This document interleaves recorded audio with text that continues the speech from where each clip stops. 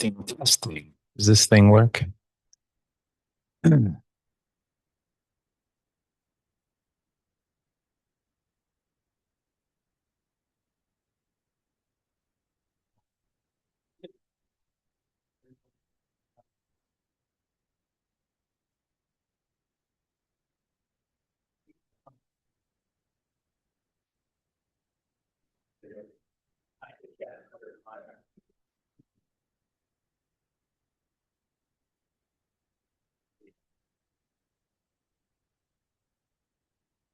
All right. Is it Isaac? Am I good? You can't hear? Let me see. Did I not turn this on?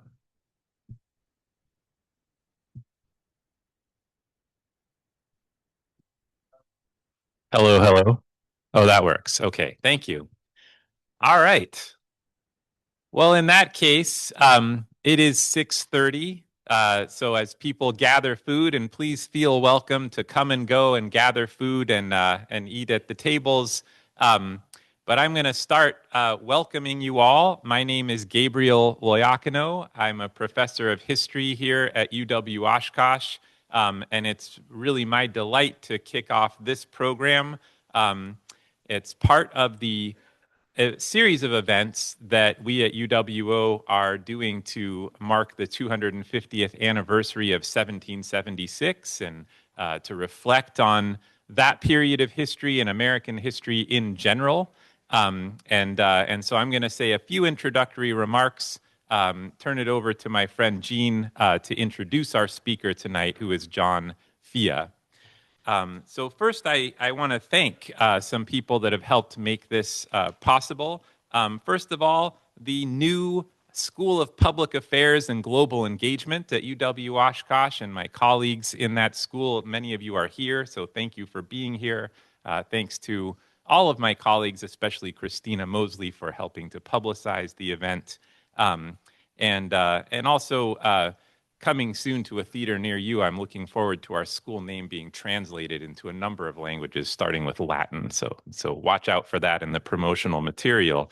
I also want to thank the UW Oshkosh Center for Civic and Community Engagement, including Dave Seamers, who is here, Mike Leader, and Reina and Nevea, who you met at the entrance, two really great students here at UWO, for all they've done to get this event together. I mentioned that this is part of a series of events to mark the 250th anniversary of 1776. And so I encourage you to Google UWOSH 250, and you'll find a list of other events. I think there's one more this month tomorrow. And then we'll be slumbering in March, which I think is appropriate with midterms coming, and then reviving in April, May, June, September, October with more events. Lots of different events, from being a history detective to tasting liquor of the founding era, to listening to music of that relates to the founding. So check those out. I also want to thank the Tommy G. Thompson Center on Public Leadership for financial support and publicity for this event. And I'm really very grateful for all the things they do with UW Oshkosh and other UW campuses. And finally, the S.L. Brown Foundation. And I'm going to let Gene talk a little bit more about that. But I want to thank them for their support and publicity, and especially for the food, which is thanks to them. I'm so excited that John's here. As you'll learn, John has had a long career in Pennsylvania at Messiah College, but is in Wisconsin. When I learned that, I thought this is a great opportunity to invite him to Oshkosh. I've been a longtime fan, as they used to say, a longtime fan, first-time caller. But in fact, I've called John a few times and followed his blog over decades, and it's been really helpful for me as a scholar of the early republic. If I'm correct, your publisher probably told you to get out there on the internet for the book, The Way of Improvement Leads Home. And that really led to a great public presence in the digital world of history, kind of a pioneering public presence that was really a North Star to me. So thank you for that, John, and thank you for coming. And thank you, Jean. And I also want to mention Joy Fia, who's also here from the S.L. Brown Foundation. Thanks all for all you've done to organize this. So Jean, please introduce John and the S.L. Brown Foundation.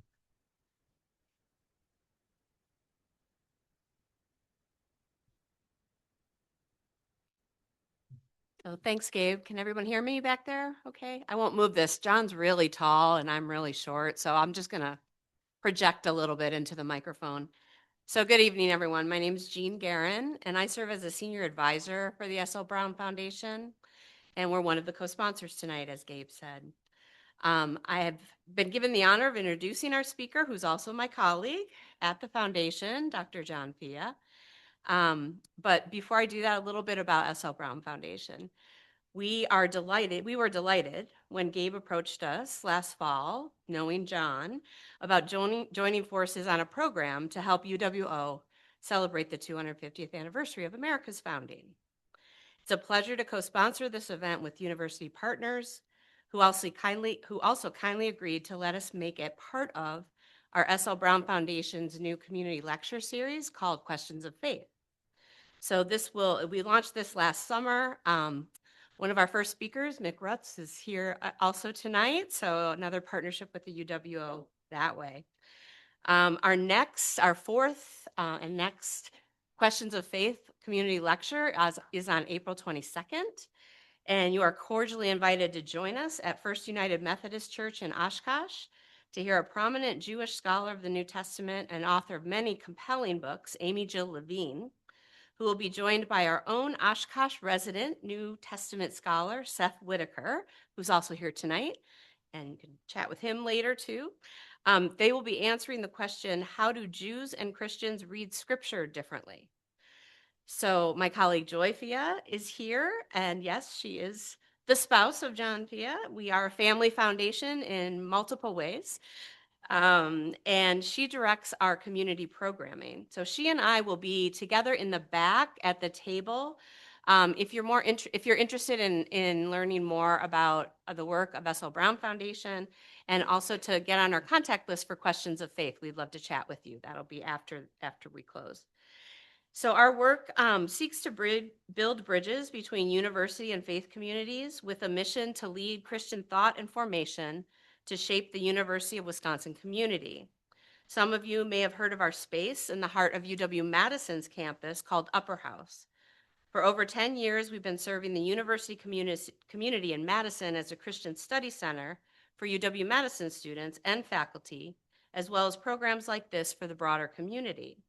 I live here in Oshkosh, and I love this community, but my work brings me back and forth to Madison to further SLBF's mission there, but also exploring opportunities to bring some of our work to UWO and the larger Fox Valley region. So our first foray into that is this Questions of Faith lecture series.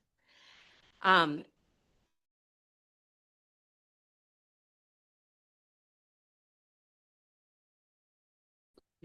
culture.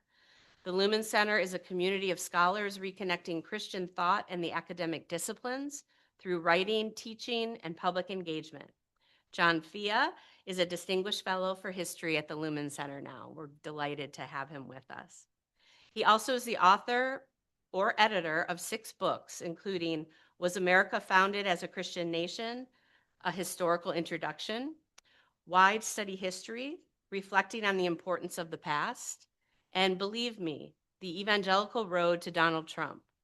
He is co-editor of Confessing History, Explorations in Christian Faith and the Historian's Vocation. Dr. Fia's work has appeared in Christianity Today, Washington Post, The Atlantic, Journal of American History, Christian Century, and Inside Higher Education.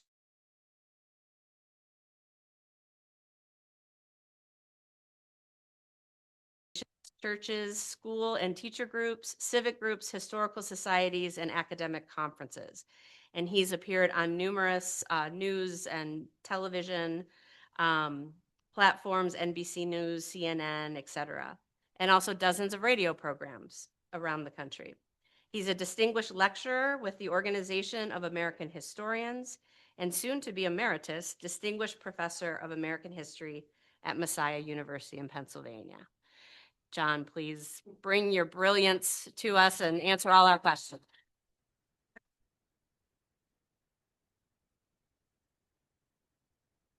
Thank you. Thank you, Jean. Can you hear me okay? Good. In the back? Great. Well, again, it's good to be here in Oshkosh. I've told some of you this story. Actually, 10 years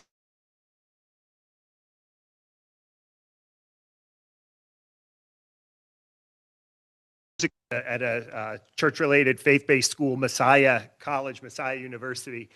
I came for the first time to Oshkosh 10 years ago. My daughter was a volleyball player at Calvin University, and we were playing in the national championship. The final 8 played here, which we won. Calvin won.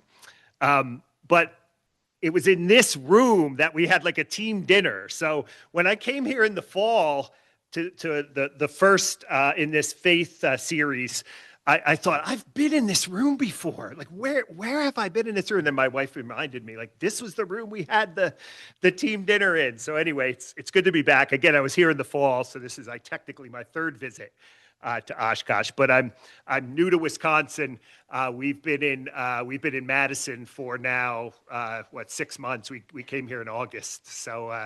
So it's I'm learning the ways. I haven't bought a cheesehead thing or anything like that yet, but who knows what might happen over the course of the next several years. I want to thank everyone for inviting me. The Thompson Center at Madison, of course, UWO and their 250th anniversary programming. It's an honor to be part of that program, and of course, the Stephen and Laurel Brown Foundation. Which I hope you'll get to know and learn more about and come out to their events. I know Madison's a little way away, but, a lot of good things happening here in Oshkosh, too, under the leadership of Gene Guerin. So I encourage you to connect with what we're doing. We're trying to, really bring Christian faith and the kind of academic, intellectual life together for public audiences. In a way that can help both our country, our democracy, the church, all of these kinds of things. So it's good to be here. My topic for tonight is how did faith shape the founding of the United States of America? It's an interesting title. You see the title of my book there, which I published in 2011. Called Was America Founded as a Christian Nation, is a little bit different way of framing the question. Probably a little more political, the book title, than what we're doing here. Like Gabe said, I approach this subject as a historian. So, when people talk about, like, are we a Christian nation? Aren't we a Christian nation? There's a lot of ways to come at that question. Politically, you could come at it through other disciplines, right? I'm a historian, so I tend to think historically about, what people in the 18th century believed. And I'm frankly glad that this is the title, rather than the title, Was America Founded as a Christian Nation, of this lecture, because, believe it or not, as the author of this book, now coming out in the 3rd edition in September, it's a really bad historical question. Was America founded as a Christian nation? And here's what I mean by that. It's a question that really was not a contested question, right? It was not something that people debated until probably the 1980s. And there's a whole history of why that happened. That could be a completely different lecture, right? Why suddenly did we start debating the question about whether or not America was a Christian nation? There's a history to that as well. But I say it's a bad historical question because it was not necessarily a question that the founding fathers, the 18th century founding, quote unquote, founding fathers, were actually asking, right? Instead, it's a culture war question, a question that we often appeal to debate a particular political position. And then we superimpose that onto the 18th century founders and we say, yes or no, right? What did they believe we're a Christian nation or not? And then, however we answer that question, there's a temptation, really more than a temptation in some cases, to kind of then build a political program in the present, a political philosophy, a policy, to make policy decisions based upon however you answer that question. Now, anyone who's a historian knows that the question of how did faith shape the United States doesn't fit into the boxes of our 21st century culture war. So what if we were to instead think about, rather than taking this loaded question, what if we were to think about, how faith, I'm going to focus mostly on Christian faith, but we can maybe expand that in the Q&A if you'd like to. How did faith shape or influence the founding? What did the founding fathers believe about the role of religion in creating the American Republic? So those are the things that I am much more interested in focusing on. We're in the 250th anniversary year. This is the year, number one, where, we historians, the phone rings more than it used to, right? We're asked more questions about the founding, right? Suddenly, my press contacts me and says, we want to put out a third edition of your book, right? Because it might sell more copies, in the 250th year. But there's going to be a lot of other people, other than professional historians, who are actually thinking about history during this year. How should we think about the past? How should we think about the American past and its relationship to the present? Right? These are really important questions, I think, that need to be addressed, because everybody this year, they do it in other years too, but everybody in this year is looking for what we historians call a usable past. Right? In other words, we're looking for a history of the founding that we can take, maybe even cherry pick from, to advance whatever cause we want to advance in the present. So if you're going to do that, it's inevitable, right? Everybody's looking for a usable past in some way. If you're going to do that, I hope that we do it responsibly. I'm not too optimistic about us doing it responsibly, because I've been around this profession for a while, but I'm trying to get people to think about this question about faith, religion, Christianity, and the founding in a much more, maybe not just responsible, but complex, maybe nuanced way that might make it a little more difficult to draw a straight line between what the founder said and what we want the people, talking heads on MSNBC, Fox, or CNN to say, right, about these questions. So what I want to do tonight, and again, I want to leave plenty of time for Q&A because it's fun, this topic, to debate and talk about. But what I want to do today is I just want to leave you with 4 central principles, 4 central kind of premises, if you will, about what the founders thought about the relationship between religion and the republic that they were building. And I hope, in just a single lecture, that might become a jumping off point for some of you to dig a little deeper into these questions. Maybe buy the book, but, I won't say that too loud.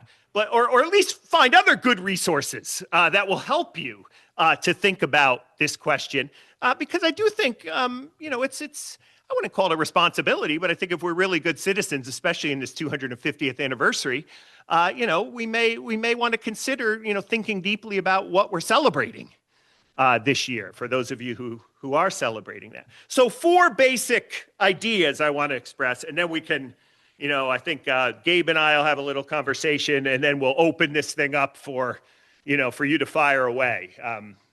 So let's start with my first premise. We'll go right to the main text, right? The Bible was important to the founding generation. The Bible was important to the founding generation. You can't understand the American Revolution without understanding the role that the Bible played in the revolution. The Bible is everywhere. And let me give you some data on that.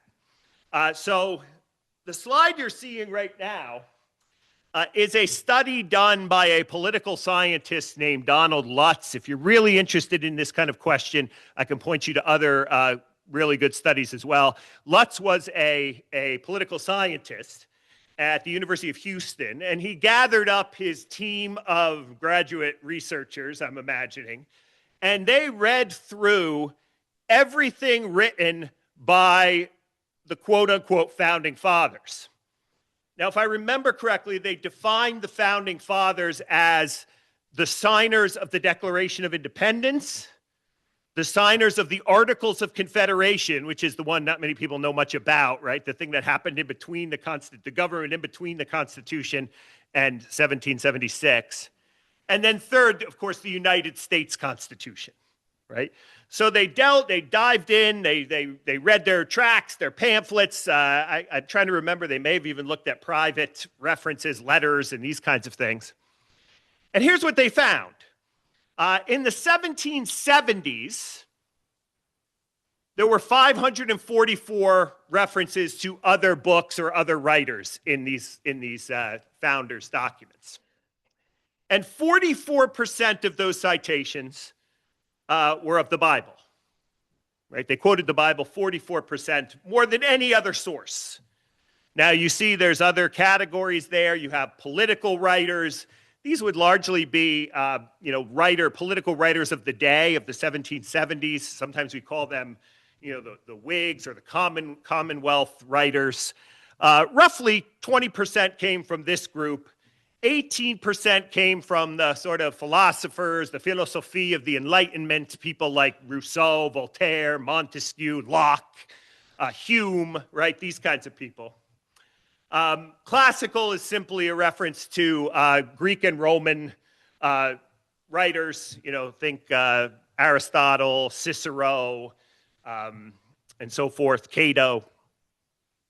And then you have legal and other, right?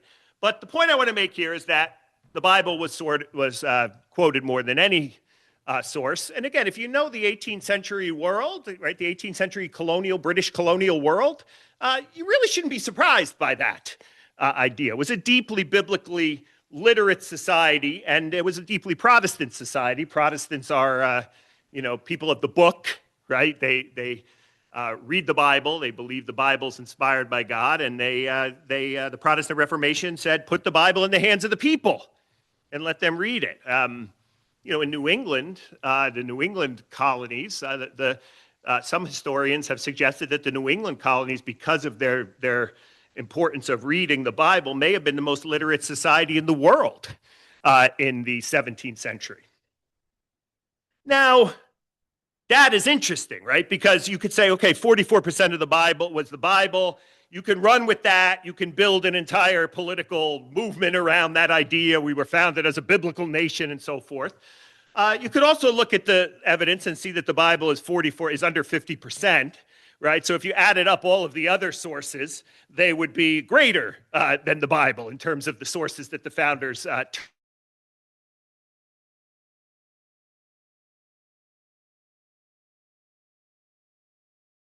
points to make there. Just an additional set of information. You see the Bible does dip a little bit in that sense. So this is the time of the writing of the Constitution, the Articles of Confederation, and so forth. I don't want to make too much a big deal about that. The point I want to make is that the Bible was indeed important, right, to the founders. And this goes without saying. I mean, in the scholarship, I mean, there's books and books by reputable scholars who don't have any kind of, well, at least outspoken political kind of agendas, who have done deep research into this. I could recommend some of them again if you want on this. So here's an example. Again, forgive me for the small print here, but here's an example of the way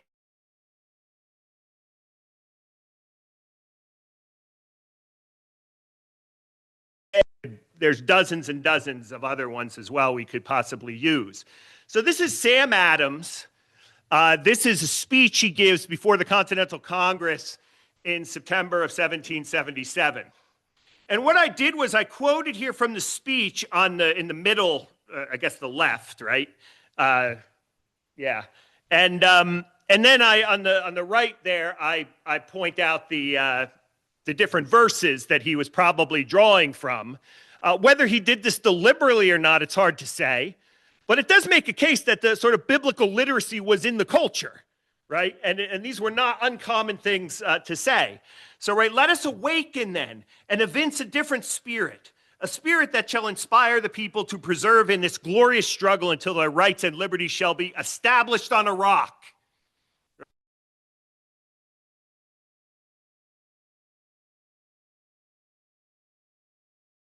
Was founded upon a rock, right? We have appealed to heaven for the justice of our cause, and in heaven we have placed our trust. Numerous have been the manifestations of God's providence in sustaining us in the gloomy period of adversity. Ecclesiastes 7:14. In the day of prosperity be joyful, but in the day of adversity consider God also hath set the one over against the other, and so forth. We have had, quote, our cloud by day and pillar of fire by night, right? There's a reference to Exodus. We have been reduced to distress, and the arm of omnipotence has raised us up.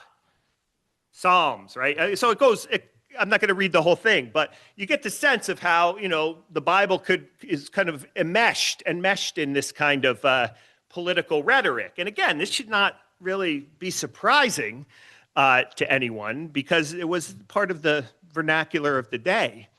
It was funny. I was having just as an aside here. I was debating.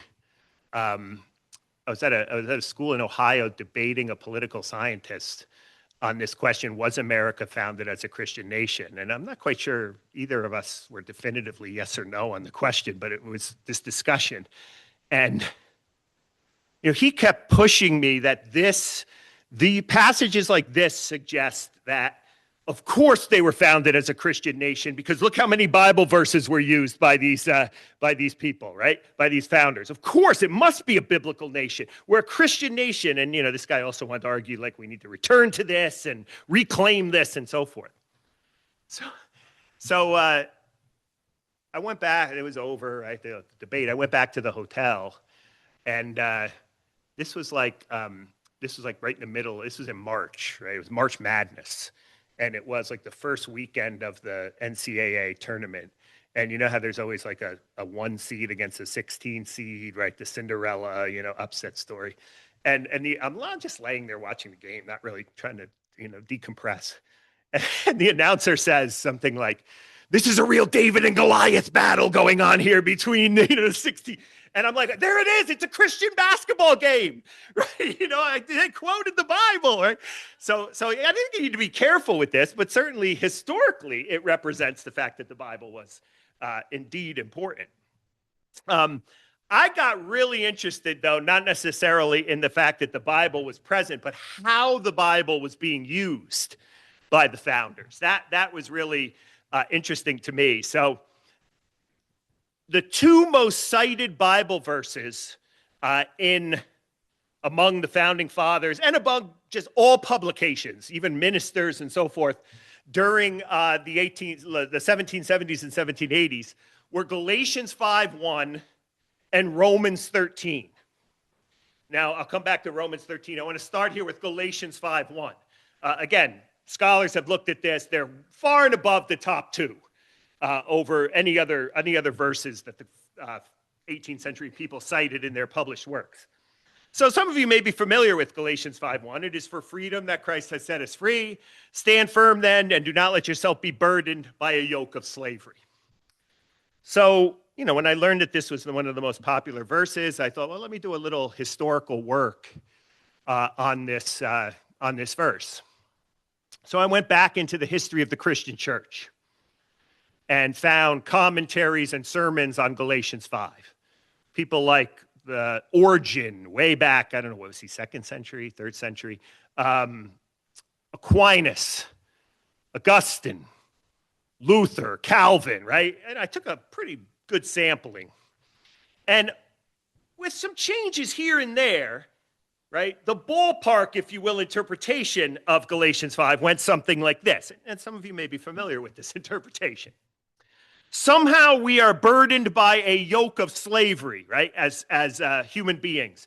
That slavery was, depending on the person, right, sin, the sin nature burdens us, enslaves us, the devil, right, something. Something is enslaving us and has a yoke on us, right, that we can't break free from. But Jesus Christ entered the world as the Son of God. That's what these writers are arguing.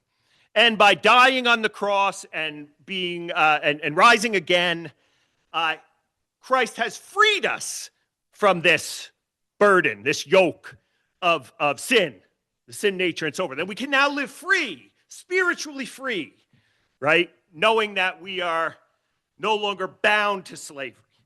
Now, again, I'm guessing some of you may have heard this in church, right? This kind of thing. So I'm in the archives, little story here. I'm in the archives at Rutgers University. This is maybe 15, 20 years ago. I'm reading through the sermon book of an 18th century minister in a small little town called Deerfield, New Jersey, down in southern New Jersey. And I come to a 1765 sermon on Galatians 5:1 that he preached. So I'm reading it, I'm looking at the sermon, basically notes, right? They didn't write out their whole sermon. I'm reading the notes, and I'm saying to myself, yeah, this is, nothing new here. He's basically preaching the way all of these other historic Christian figures would have preached this. Jesus died for our sins, set us free from sins, blah, blah, blah. 1765. So, I go, this is not that helpful. I keep going, right? Turn the pages more and more. I get 10 years later, 1775. Now we're in the thick of, although you could say the Stamp Act was 1765. So it was, there's still some political stuff going on there. But 1775, right? Lexington and Concord happens in April. The Continental Congress, Second Continental Congress is about to meet in Philadelphia. They'll start in May. The coercive acts have been put into place, right? Some of you are having flashbacks right now to your 8th grade matching quiz, where you had all the acts on one side and but Green gets into his pulpit. I want to say it's roughly May of I'm trying to remember. I think it was May of 1776. And he preaches, I see Galatians 5 there in the book again. Now, I'm married to the daughter of a minister. I've been around ministers all my life. And what ministers sometimes do is they say, it's been 10 years since I preached that Galatians 5 sermon, right? Let me open up the filing cabinet, pull it out again, and preach it again. No one will remember it, right? 10 years later. So I'm expecting it to be the same sermon, basically. No. This time, Green interprets freedom, not as spiritual freedom, but political freedom.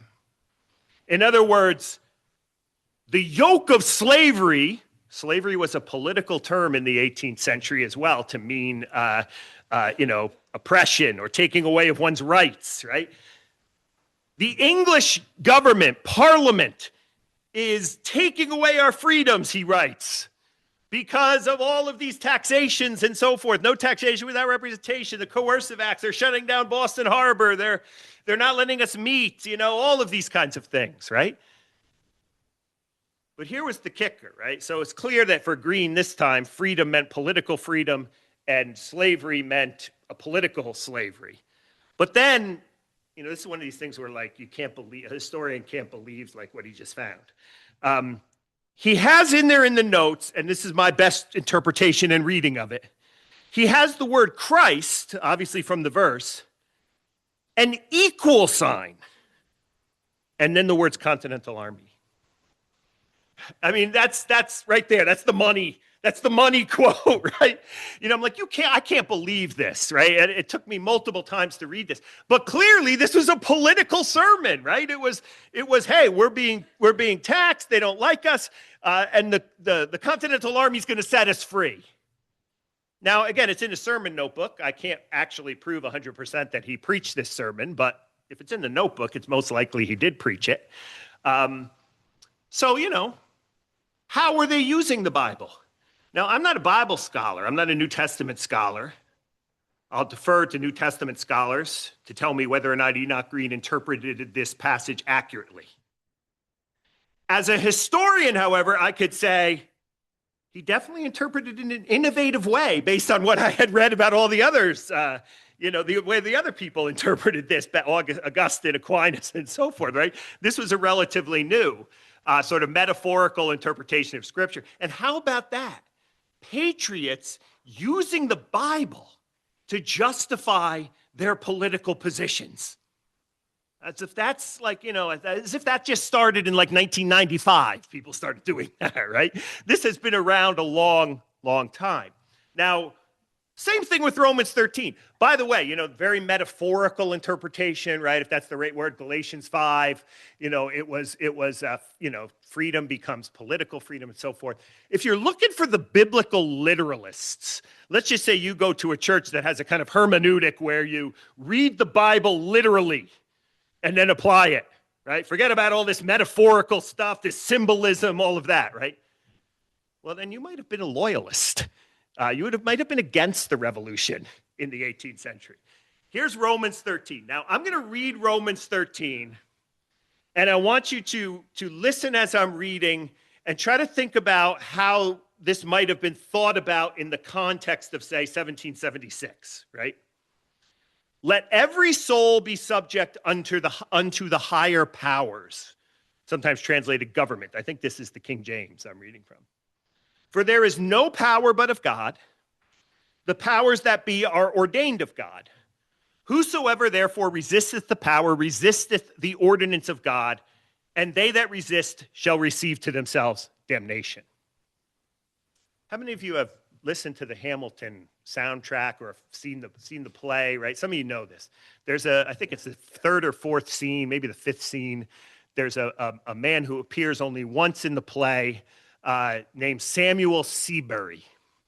Do you remember this? Some of you who listened to the soundtrack, right? Samuel Seabury is an Anglican.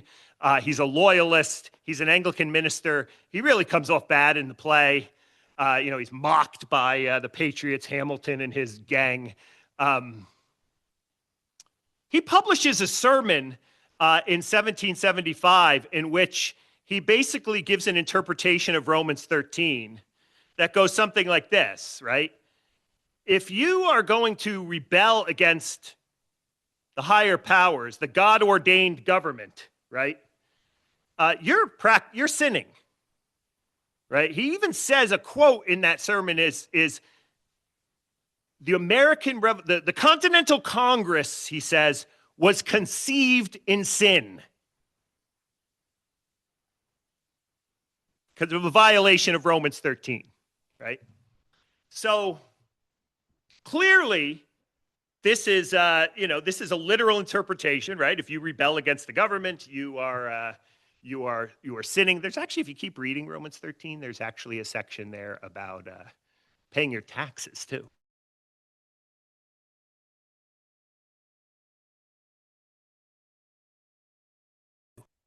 When St. Paul, the author of the book of Romans, wrote this book, Nero was the emperor.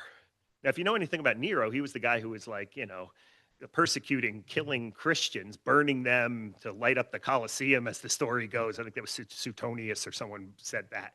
And even submit to this guy, right? Is the idea here. Why would Paul say that, right? To submit to Nero. So the Bible, clearly important. The question is, how was it being used? We can maybe revisit that during the Q&A if you'd like. I'll be a lot quicker on these next several points. Second, the Constitution is godless. Now, this raises a lot of the hair on the back of their neck. They don't like this suggestion. All I mean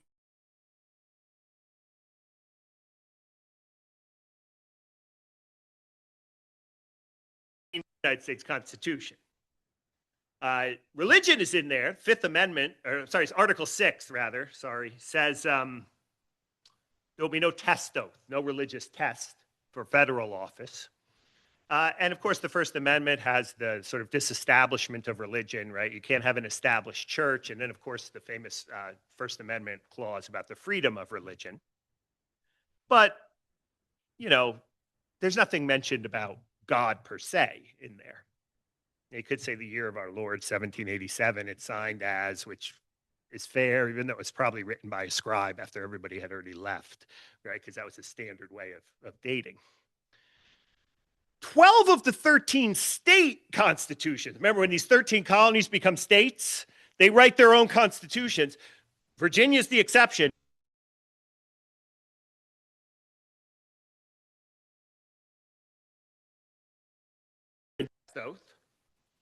An established church in which taxpayer money goes to support that established church, whether you attend that church or not, or both. My old state of Pennsylvania. In order to hold office in the state of Pennsylvania, you had to swear to this oath. I do believe in one God, so if you're an atheist, no, you can't serve. The creator and governor of the universe, the rewarder of the good and the punisher of the wicked, and I do acknowledge the scriptures of the Old and New Testament to be given by divine inspiration. Of course, the inspiration of the New Testament rules out Jews, right? I mean, clearly, states with these kinds of test oaths do want their state governments to be run by Christians, which of course then gets into an even more complicated question, you know, like what was our nation back then? Were we even a nation? Was the nation an assembly of just 13 states who could decide these religious questions on their own? Or were we a full-fledged nation in 1776 in terms of, you know, even before the Constitution? So that's a complicated issue that I encourage you to look into and see the diversity of these different states and how they approach this question. Third, the founders were champions of religious freedom. To a man, they defended the idea that all people should be able to worship God freely. George Washington wrote these famous letters to all the different denominations, including the Catholic Church, the Jewish congregation at Toro there that you see in Newport, Rhode Island. He even wrote to a small little sect known as the Swedenborgians, right? Said that, hey, you can worship freely. You know, we're not going to get in your way, even though most people saw it as the modern day equivalent of a cult back then. You can worship freely. Of course, Jefferson and Madison, but mostly Jefferson, wrote the Virginia Statute of Religious Liberty. Now, again, think about this in light of the last point. You know, anyone could worship freely in the 13 new states, right, in the United States of America. Anyone could worship freely, but say, you know, if you're, I'm going to do a lot of stuff in Philadelphia over the summer with the 250th, right? So, you know, I'm the synagogue, the oldest, one of the oldest, earliest synagogues in Philadelphia. I want to say it's on Fifth and Market, right down there in Philly. You know, if you were a member of that congregation, you could worship freely. The government wasn't going to get in your way, but you couldn't hold an office, right? So, you know, this complicates things a little bit, right? But nevertheless, champions of religious freedom across the board. And then finally, Gabe's telling me my time here is running out, like a good moderator should. The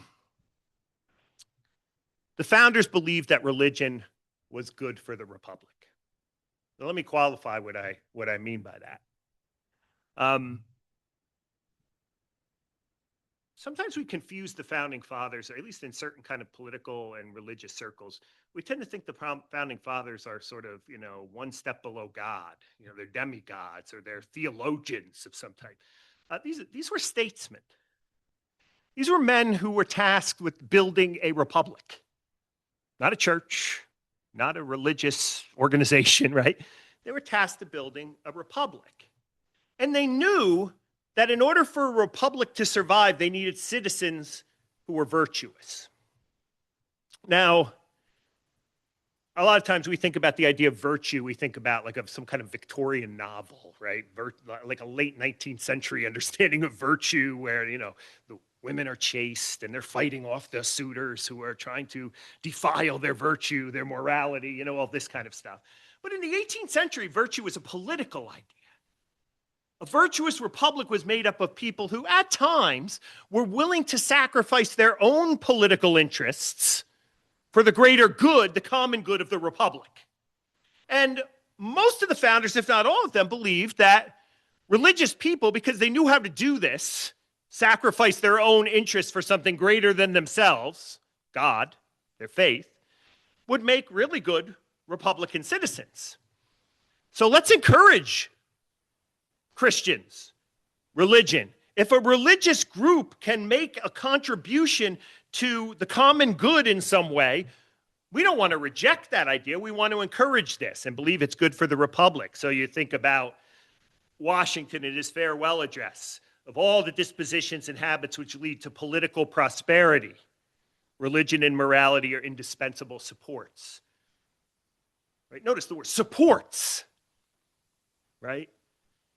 The habits that lead to political prosperity, not the kingdom of God or some kind of other, right, community, but the political prosperity. Religion is a support. Or you have John Adams, right? We have no government armed with power capable of contending with human passions unbridled by morality and religion. Avarice, ambition, revenge, gallantry would break the strongest cords of our Constitution as a whale goes through a net. Our Constitution was made only for a moral and religious people. It is wholly inadequate to the government of any other. So, if you're, Adams understood politics, right? There was a lot of lying, avarice, ambition, selfishness, revenge, right? All of these things, we need religion to hold these things in check, right? So this is how he understood it. So when we think about, I often say this, if there was and I'll end with this, if there was a form of religion, let's say of just Christianity, right? And you can think about your own sort of spiritual journeys if you want. But if there was a form of Christianity that was a kind of prophetic type of faith, a faith that kind of spoke truth to the immoral things happening in the republic.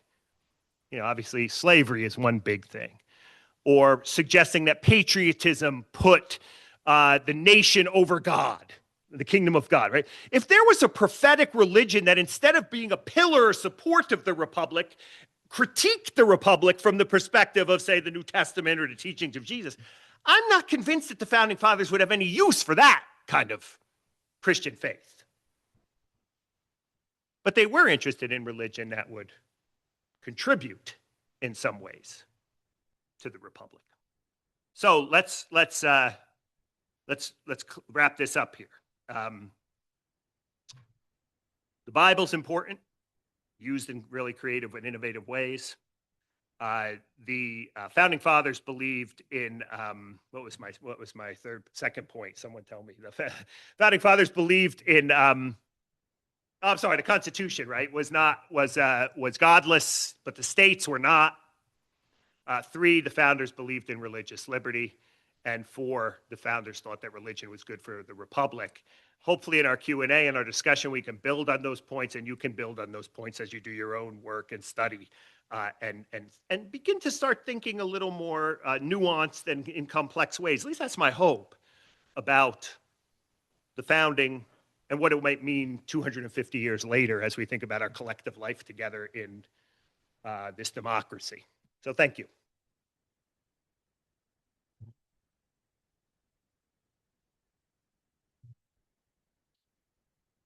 I'm taking this off, right? This is our second mic. Why do you have a question right there? First, I just want to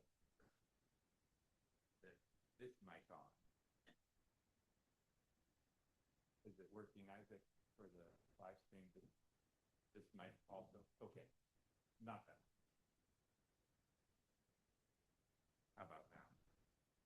Testing, testing. There we go. Okay. All right. I think we can move over here, and I'm going to move to the back, and Jean is going to move around with the microphone, I think.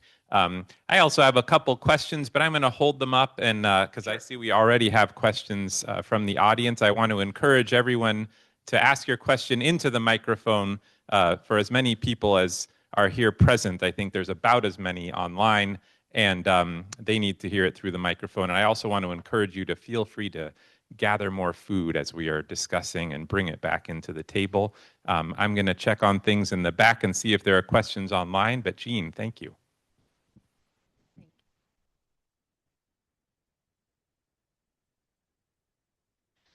If the founders believed religion was good for the republic, why were they so adamant about the separation of church and state? Yeah, great question. So, the question of how adamant they were about the word adamant there, I'm not sure. There's a modern definition of the separation of church and state. Most of us understand separation of church and state through a 1947 Supreme Court case known as Everson versus Board of Education in New Jersey. And it's in that decision that Justice Hugo Black in 1947, Supreme Court Justice, made the famous statement that there is a wall of separation, and that wall of separation is high and impregnable. I think if you ask most historians of American religion, I was actually just talking to Chuck Cohen, who for 30, 40 years was taught early American history at UW-Madison. We had coffee the other day, and this actually came up, this very question. I think it's really, the decision is based on it's certainly not based on American history up to that point in 1947, because there always were places where that wall had, I suggested that the wall, I've suggested that the wall had many sort of checkpoints where religion could pass through. I'm thinking of like prayers before congressional meetings, right? Or I'm thinking of chaplains, right? Chuck was interesting. He said, there's like a huge toll booth that religion passes through, right? If you see all of the religious iconography all over the Capitol and so forth. So with that caveat, I think the founders were products of, or at least their parents and grandparents were products of a European world in which it was not defined by religious freedom per se, but it was defined by state churches. Really in England, it's not really until 1688, 89 that you begin to see for the first time any kind of serious toleration in the country. I mean, we could talk about Archbishop Laud and why the Puritans come to America and so forth, religious persecution and so forth. So I don't think they want to return to that world. Right? They want to keep religion, the government out of religion. And that is largely how they understood it, right? Government should stay out of religion. People should be free to practice religion in the way they want. I'm often asked, what would the founders say about, prayers at football games or, all of these church-state issues that the Supreme Court takes up right now? And to be honest with you, and this is the historian in me, I have no idea what they would say.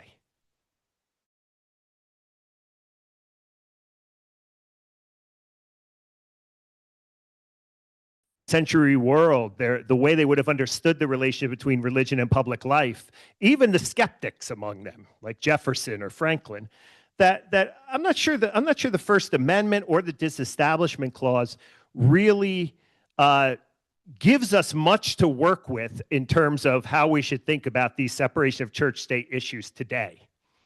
The Supreme Court, since the early 19th century, has had a lot to say about this, but I'm not sure, in the way they interpret the founders, but to say that they were adamant about that, the separation of church and state, they were opposed to religious establishments, right? They defended religious freedom. Separation of church and state becomes a sort of modern category that it's really, really hard to sort of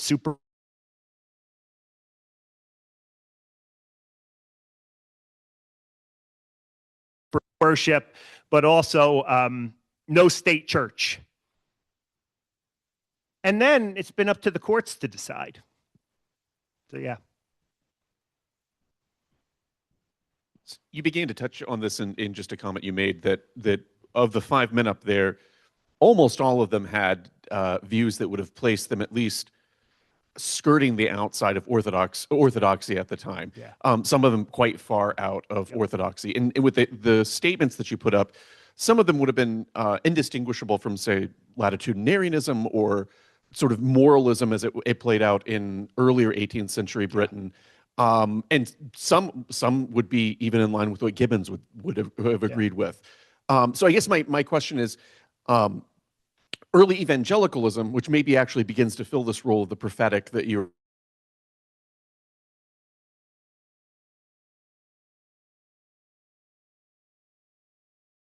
atheism, which is actually more dangerous to Christianity. Yeah. So how does this early evangelicalism, which eventually takes on such a great and substantial force in the early republic, how does it work in the sort of the very early Republican period and the Revolutionary period, in sort of relating with the sort of the statecraft and the conception of religion among those who are in political power?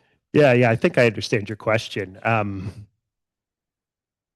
The question, the part about functional atheism is obviously a good one. When I first started teaching, I challenged my students to find, and I do this at public audiences too. I challenge them to find me an atheist, like a legit atheist in 18th century America. Like, look for one. Well, Thomas Paine, no, not really. There aren't any.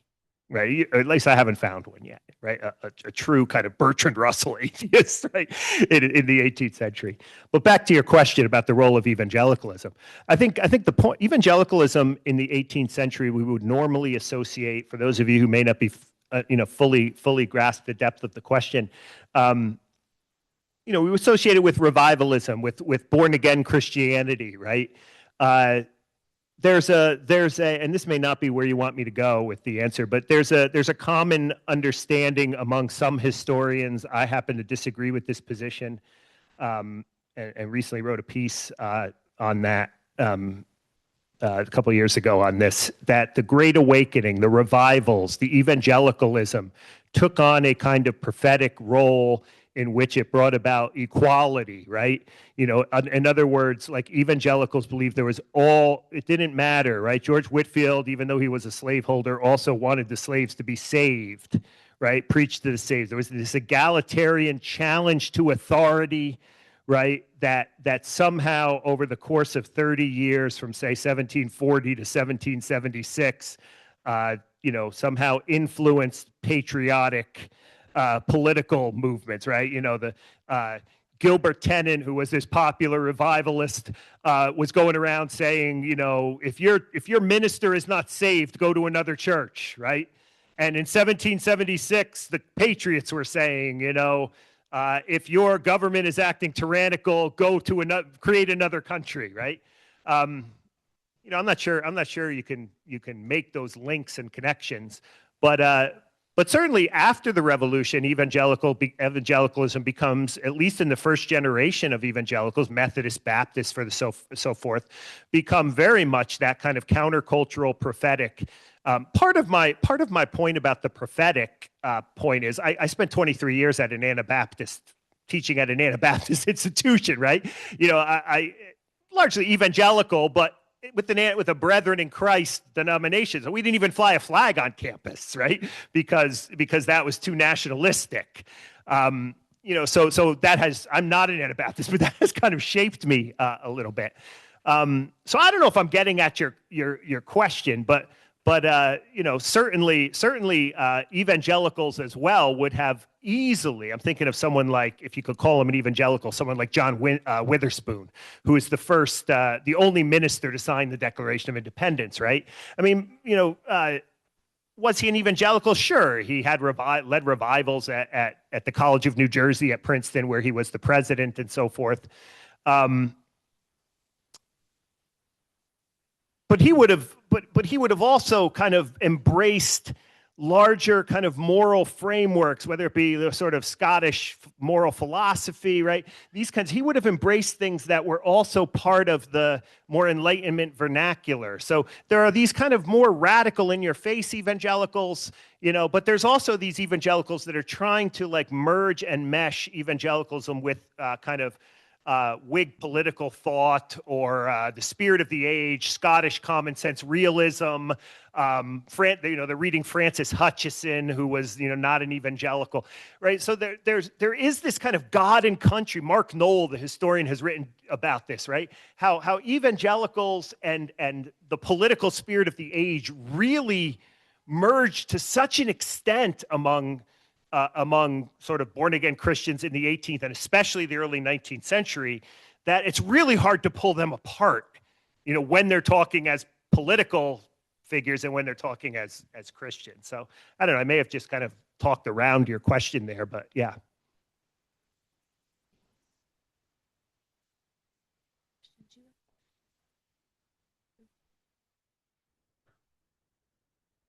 In the back, Gabe, yeah.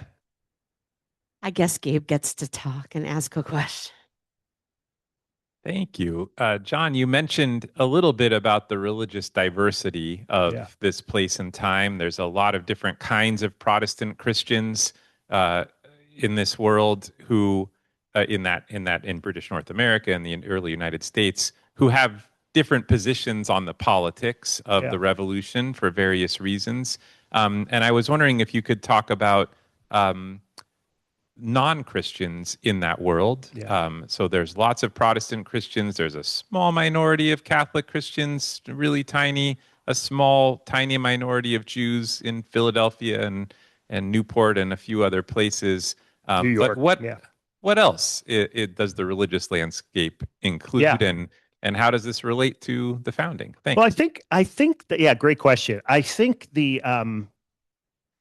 this is interesting because I'm usually giving this lecture and it's called "Was America Founded as a Christian Nation?" And like no one asks me any questions about other religious groups in the period.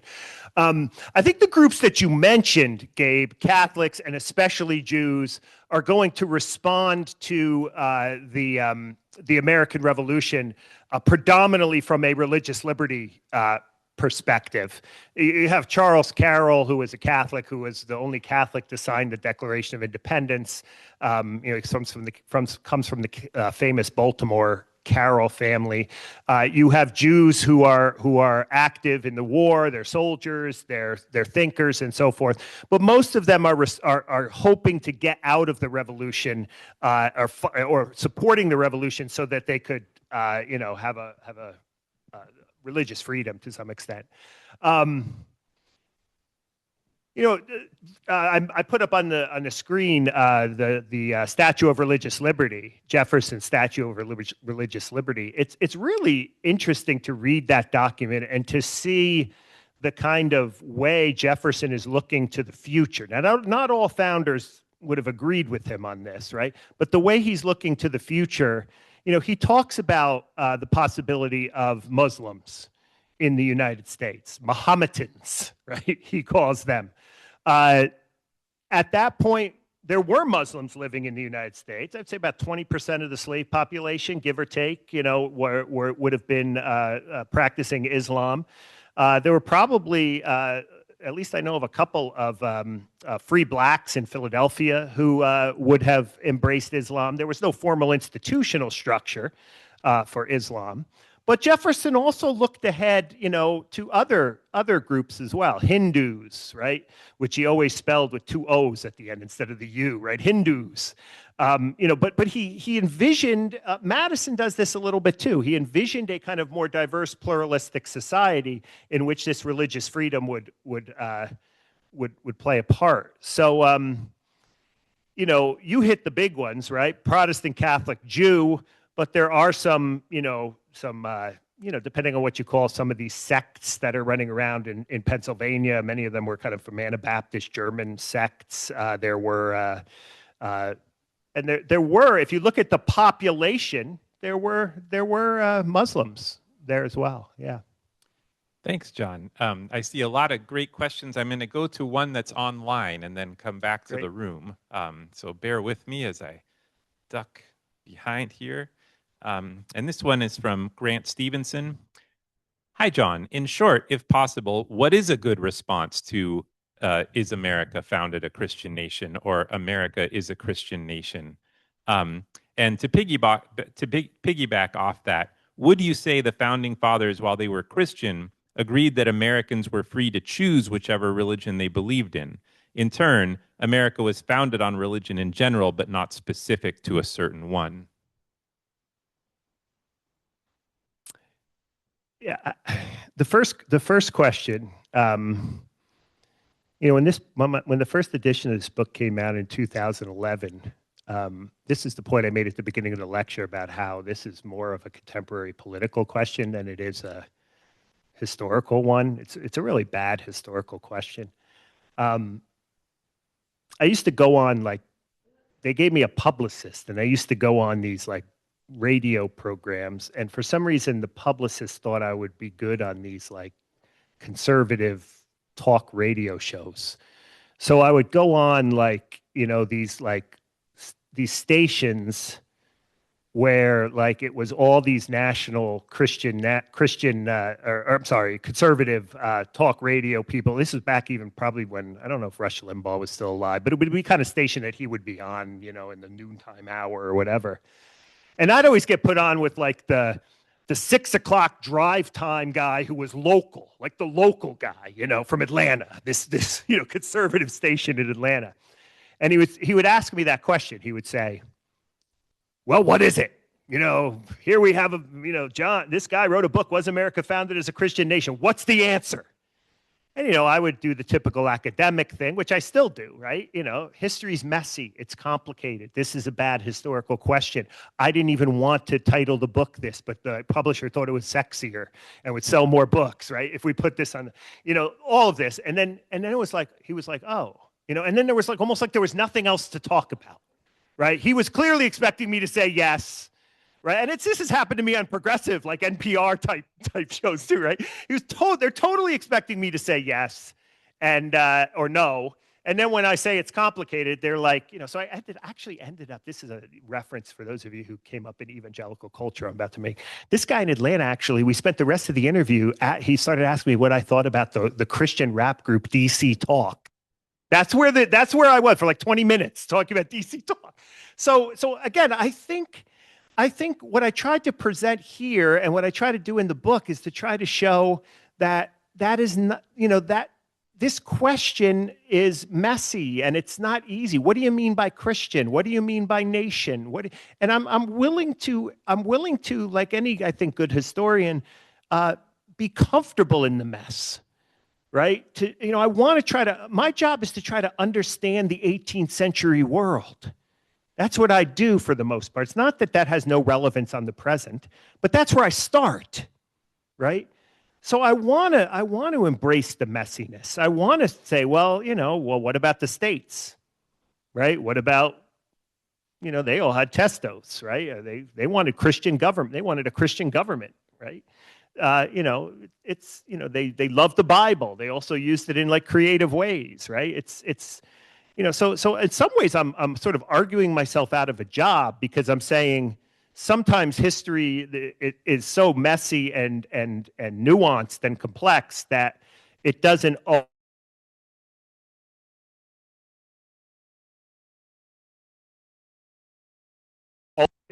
To take an era. We want to think that we want to go back to the 18th century and it's like frozen in time, right? And nothing has changed between the 18th century and the 21st century, right? This is what historians call change over time, right? Nothing's happened in between. Instead, we want to go back. We want to bring the freezer to the 21st century and unpack everything, de-thaw, or not de-thaw, but thaw what the founders were saying. And no historian thinks that way. It's like the time I'm riffing now, but it's like the time I was giving a lecture and I said that Thomas Jefferson in the Notes on the State of Virginia said that Africans were inferior to white people, right? Culturally inferior, which he did. I mean, we call that racism today, right? And then the first question I get in the audience,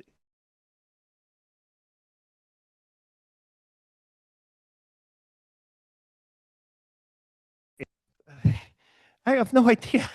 I mean, things have changed, change over time here. But she was intent upon suggesting that Jefferson would never vote for Obama because of what he said in the notes on the state of Virginia. So what was the second part of that question? I'll try to be quicker. I think I think it was, what's the answer? And so yeah, there was another part of the question though, but we can move on if that's, yeah. I'll go back and check while Mick asks. Email me, viewer, and I'm happy to try to answer. Yeah. I want to follow up on a couple of things that you said in talking about the established religion, yeah, and that sort of thing. Because as you mentioned, right, the idea largely animating the First Amendment is to keep government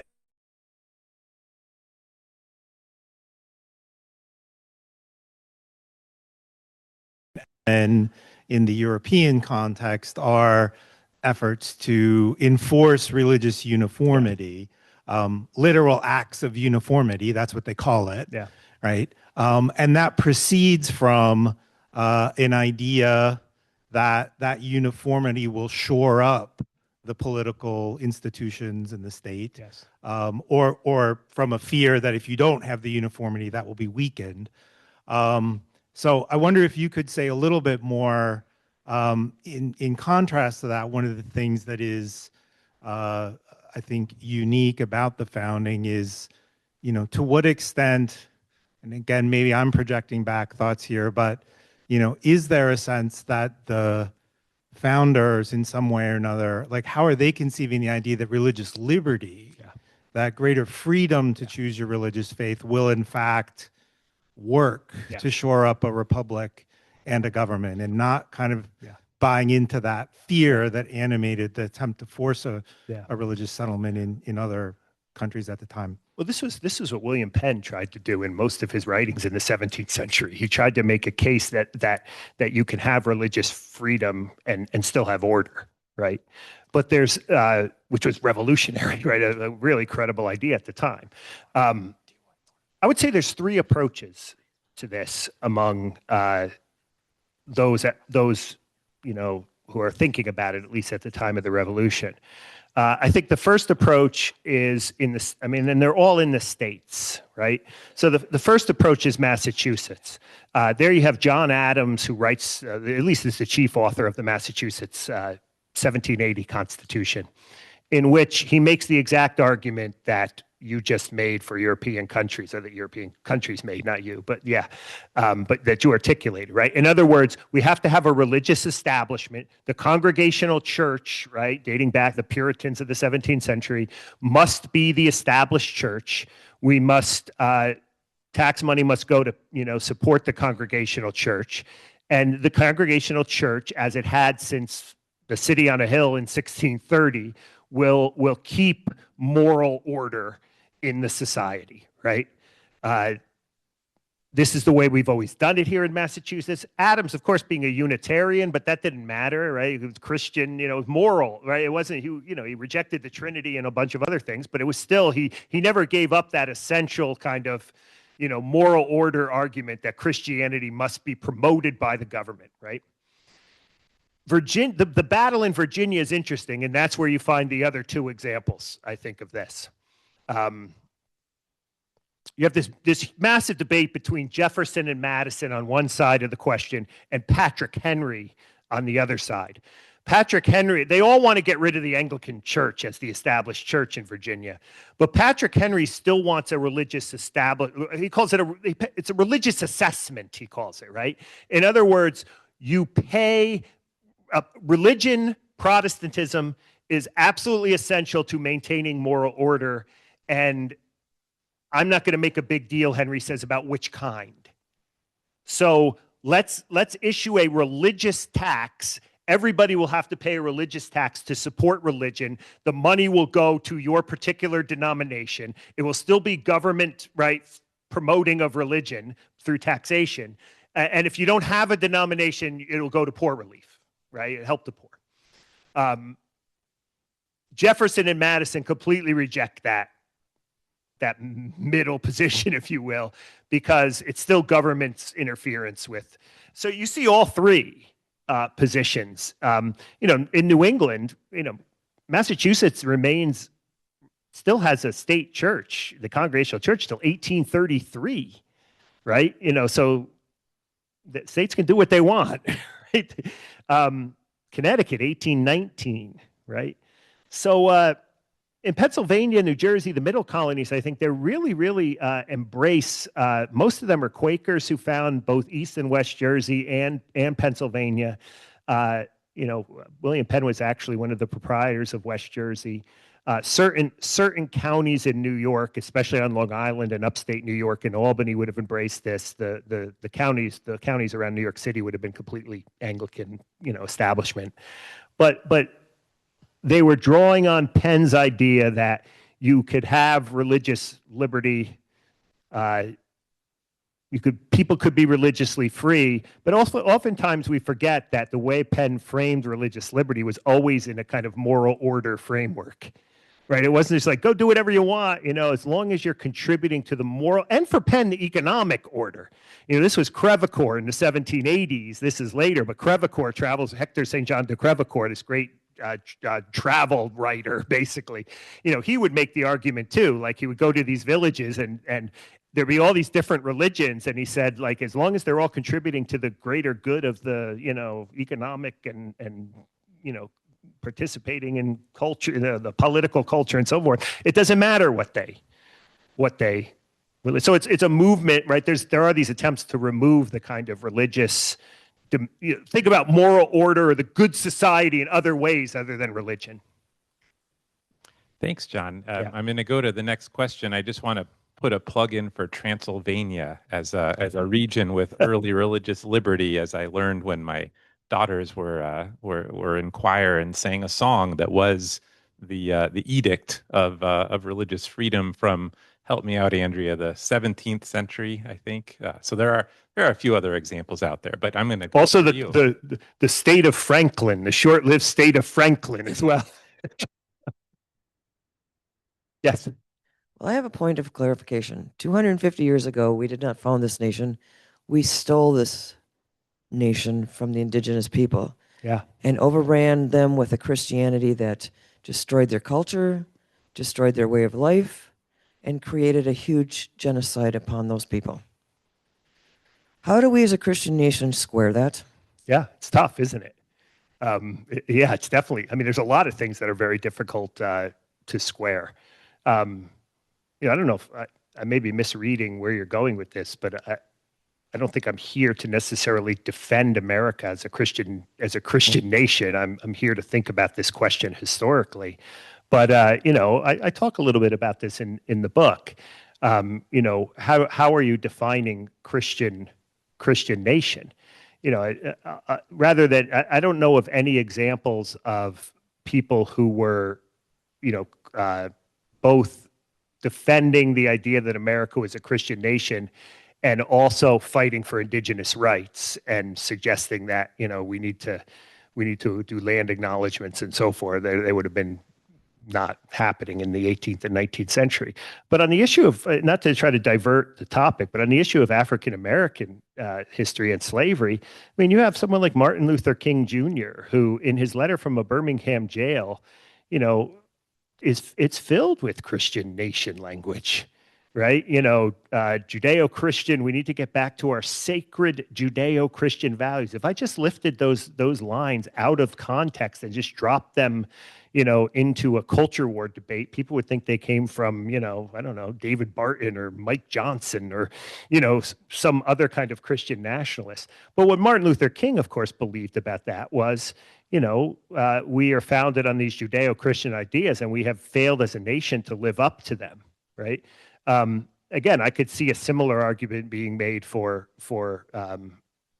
indigenous populations in that sense. So it's a fair question. Yeah. I mean, I'm not sure how to answer it as a historian. I could put on my moral and ethical hat, but I'm sure you'd all have equally equal opinions on that, right? Yeah, Thank fair. you. Thank you both. Hopefully not running too far afield. You talked at the beginning about the how the biblical citations, 44%, Yeah. 34%. This is steeped into the culture. And the question I have is, we've also talked about religious freedom and how that is sort of, not quite unique, but it definitely is a thing that is different than what we see in the rest of Europe or even the world at the time. And I guess the question I have is, beyond that idea of religious freedom being unique, is there anything else in terms of the Christian influence that makes the American founding unique, or is this very much in parity with the rest of Western European culture this time in terms of being completely steeped in Christianity? Yeah. I don't know. I think that's good. That's good. I think you may be right. I'd have to think more about this, but I think religious freedom is a uniquely American, now not religious toleration, right? Religion. I like to tell my students, right? Religious toleration means like, we don't like you, but you can stay here. We don't like you, but we'll quote unquote tolerate you. Complete religious freedom is something that is,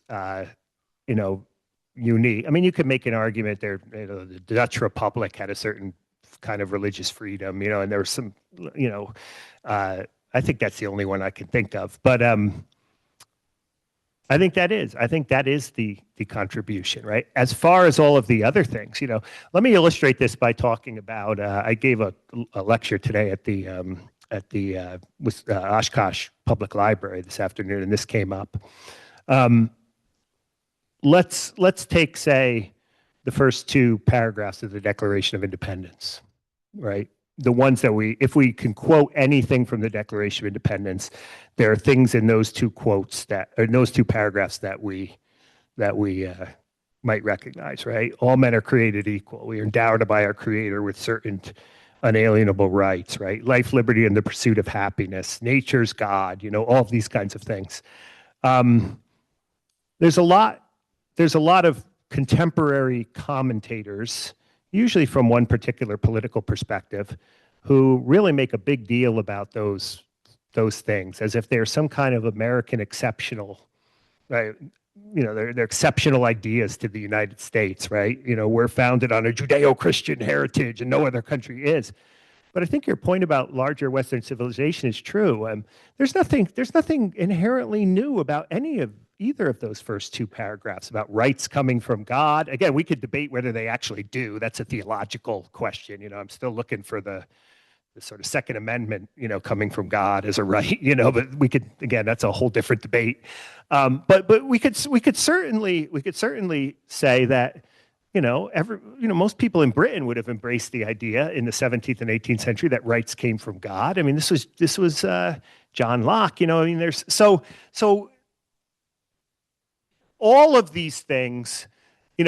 I'm what's called among colonial historians, I'm often accused of being too deep into a theory known as Anglicization, right? In other words, that rather than becoming progressively more American over the course of the period between Jamestown and the present, the colonies are becoming much, much more British, right? The whole, we call it Whig view of history, right? Where you're always going for more and more and more and more Americanness, if you will, or American exceptionalism. Actually, the inverse is true.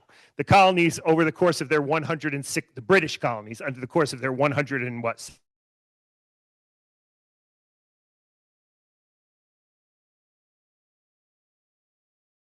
right? And in that sense, they're embracing all of these kinds of British ideas about the Protestant roots of liberty and that all men are created equal and that we have rights. That comes straight out of, go from the Magna Carta all the way up to the Glorious Revolution and all through, right? So I don't think there's anything really about religion. This goes back to Mick's question about religion being essential to upholding the moral order of society. I don't think there's anything really new about the American, there were people in like the early 20th century who just made that argument, who like lost their jobs over it and were accused of treason for saying what I just said. But I don't think there's anything new about that. Religious liberty and freedom is, though. So yeah, that was a long way of just affirming your question. Yeah. Thanks. And I see at least two more questions in the room.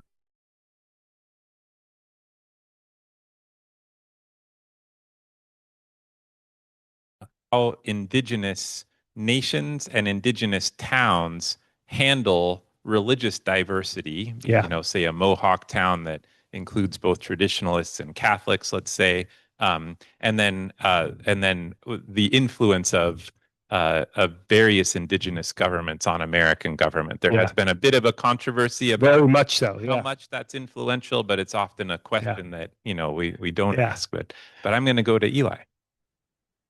Hey, so thank you for adding all this like nuance and stuff to the conversation around this question that is normally just, you know, political, right? Not historical. I'm curious how you think this rhetoric and this getting deep in the weeds and the nuance, is it effective?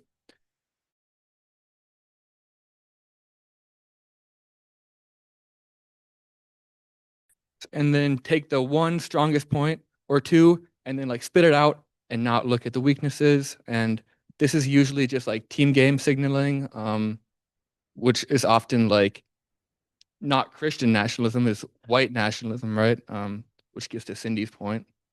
But yeah, how do you think about the death of nuance? Is that a thing, or Well, are you're you cynical? hitting me where it hurts right now, because I think other historians in the room might say the same thing. Like, you devote your career to a way of thinking that is, you know, thinking about the human condition or however it is as a kind of complex, nuanced, you know, world, right? You want to try to explain that world in all its complexity. But I love there's a Stanford education professor that I love, Sam Weinberg, who often talks about our quote unquote psychological condition at rest. Right? Our psychological condition at rest is to use the past, or to cherry pick, find what we need in the past. We're not geared towards complex thinking. Education actually is about teaching people to think in complex, nuanced ways. So that's what I've devoted my life to doing. And sometimes I feel like, you know, I'm just tilting at windmills, especially over the last 10 years or so, but even before that, right? You're just tilting at windmills, trying to get people to see nuance and complexity, you know, while the people who are, you know, taking these very politically charged or sort of binary views of the past, cherry picking what they need, they're the ones who are sort of getting the most attention. Not that I'm looking for attention, but they seem to be quote unquote educating the American public much better than we professors who are constantly talking about complexity. Right? People in Atlanta listening to the conservative radio station don't want to hear it's complex, right? They're looking for ammunition, right, from the past. That's not what historians do. So Weinberg also said that historical thinking, in other words, embracing the complexity, trying to walk in the shoes of other people, historical empathy, right? Some of you, I don't know how well you follow this big debate over empathy that's happening now in certain Christian circles, right?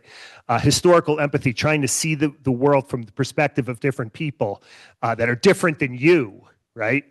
You know, these are skills that our democracy deeply needs. So this is why Weinberg calls historical thinking an unnatural act. If our psychological condition at rest is like, you know, find what we need, you know, go ahead and manipulate the past for whatever we want. Historical thinking is very unnatural. It requires a certain kind of discipline.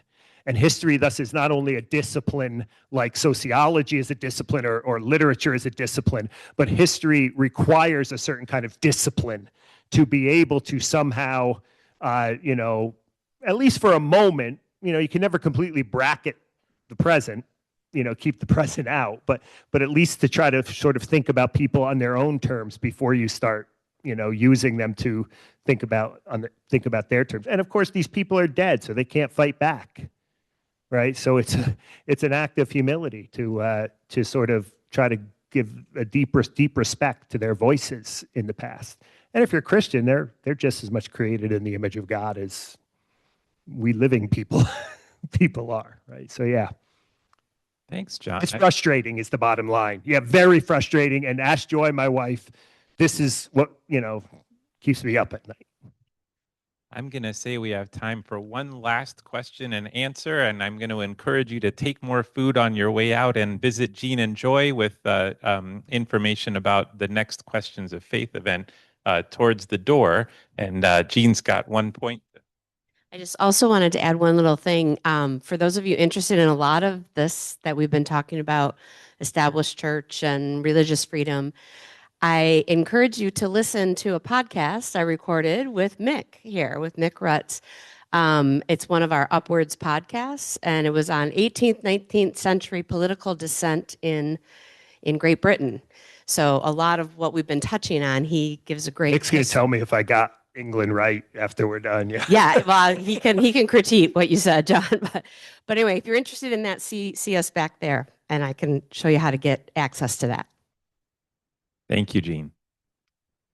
Yeah, this might be a little more of a comment than a question, I guess, but I would like to hear what you think about it, and that is that I mean, I'm not a historian, but I know enough to know that the history of Native American relations with Christians is also very complex. Yes, and to point out that there have been many of us, and people like me still do embrace Christianity, while at the same time not being too keen on a number of the excesses of colonialism and things like that.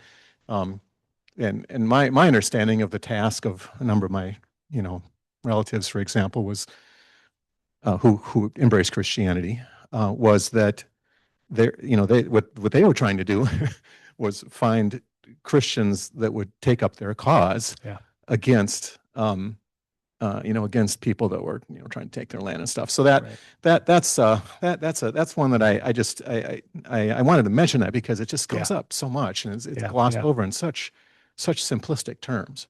If we're gonna, this is not directly addressing your question, but we're thinking about, right, again, I'm talking about the title being different than the usual one I give, right? Faith. How does faith inform the founding? Now, certainly, sort of indigenous religion.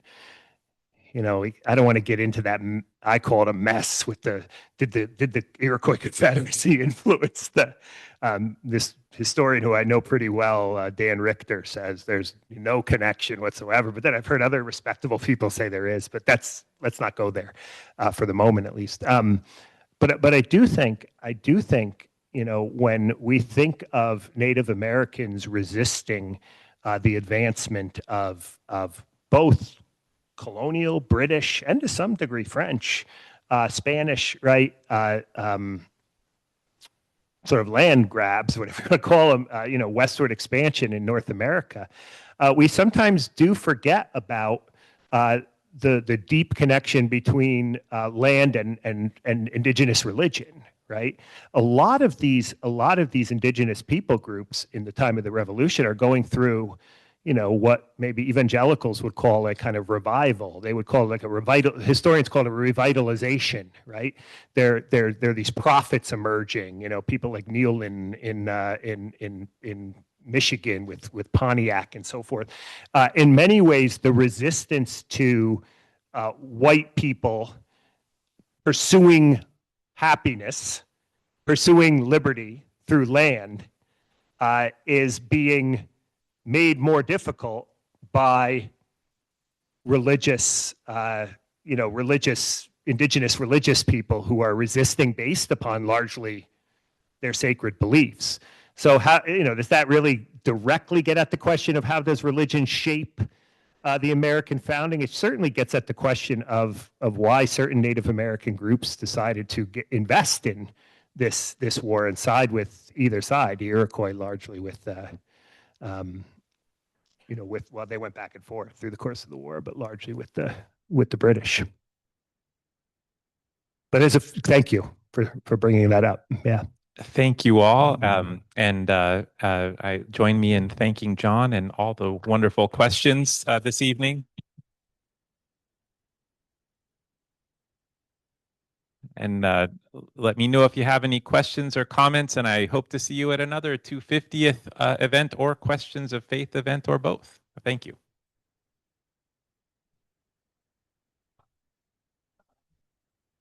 Tomorrow afternoon. Yeah, 2 o'clock. Yeah. Okay. Yeah. Okay. Because I actually had on my calendar something tomorrow night at 6, but I think it was supposed to be this event. Okay. Okay. Yeah. This is the last evening one. For a while.